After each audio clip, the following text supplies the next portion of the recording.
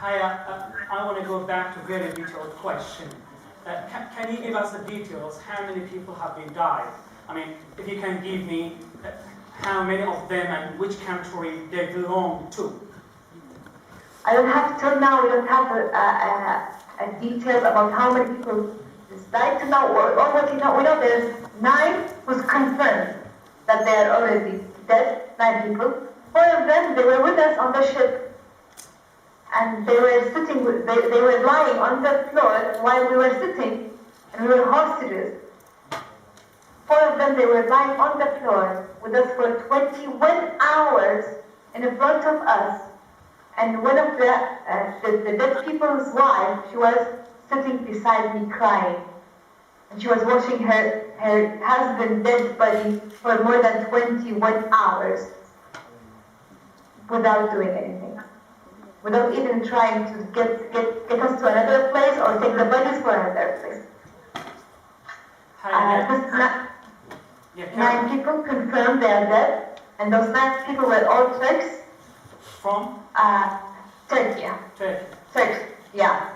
There's other 10 missing people. We don't know if they are still in jail. We don't know if they were drowning in the sea. We don't know if they are dead. We have no idea till now what happens to them. Right. The rest of the dead, we don't know where they come from. They're not dead. They are lost. We don't know where are they till now. The other 10.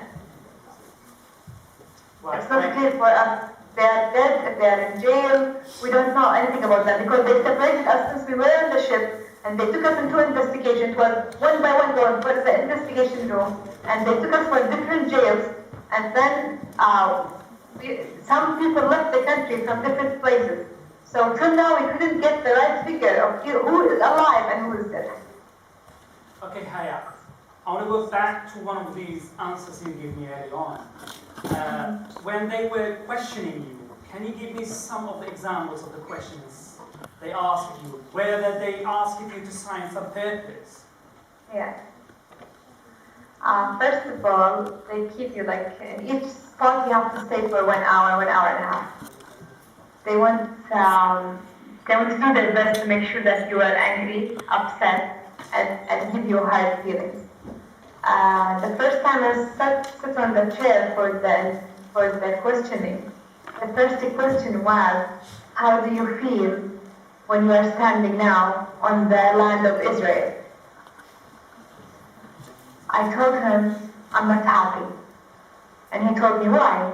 I told him I was kidnapped from the international waters, 130 miles away from the Gaza border, the Gaza sea border, and I was sitting for 21 hours in front of 4 bodies of my friends who were killed in front of me. And moreover, I was forced to come to Israel. Moreover, I was forced to sit now in front of you. Moreover, I am forced now to answer your questions. Of course, I'm not happy, and I will never be happy. He told me that you didn't see anything from Israel to be happy yet. I told him, in my own map, I have one thing. I have Palestine, or the occupied Palestine. Israel does not exist in my own map.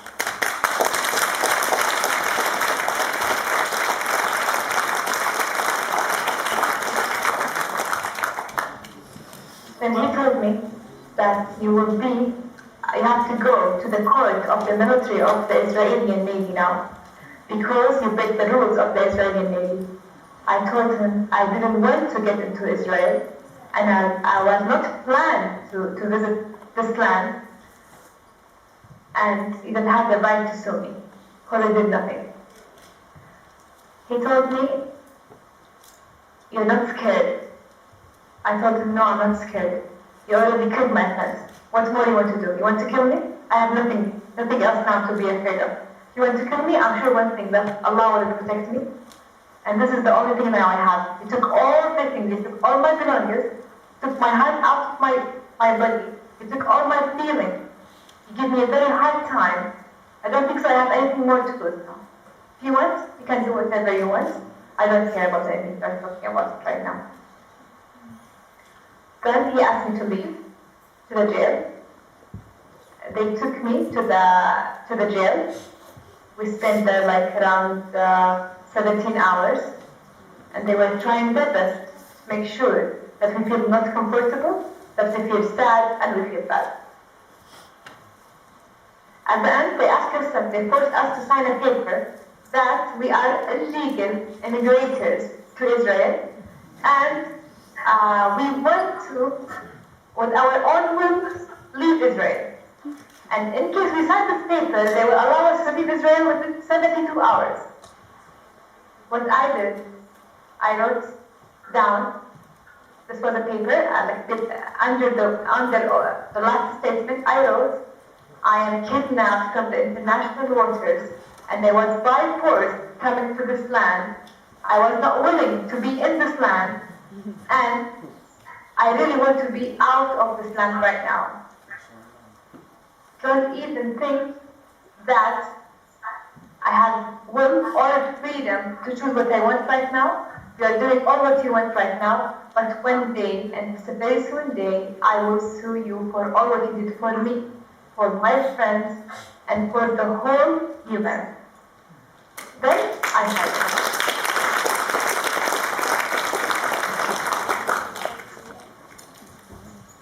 Hiya.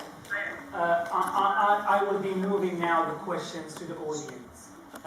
This is the next session of this video conversation with Haya Ashati. Who would like to question Haya? Yeah. I think we all understand. You need to come over, please.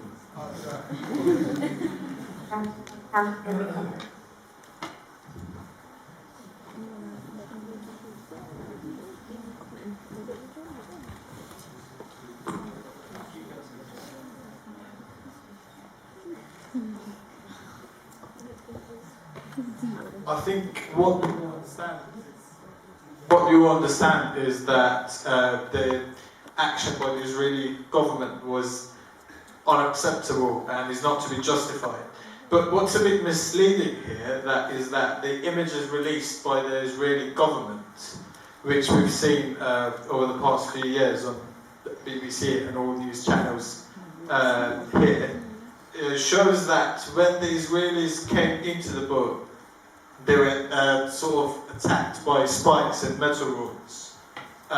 So I just want to see if the Israeli army and the soldiers did anything before that to provoke the people of the boat you were on. Because these images show that the Israeli soldiers who come to the boat were sort of attacked by metal rods and spikes by the people on the boat. Sorry, but by metal?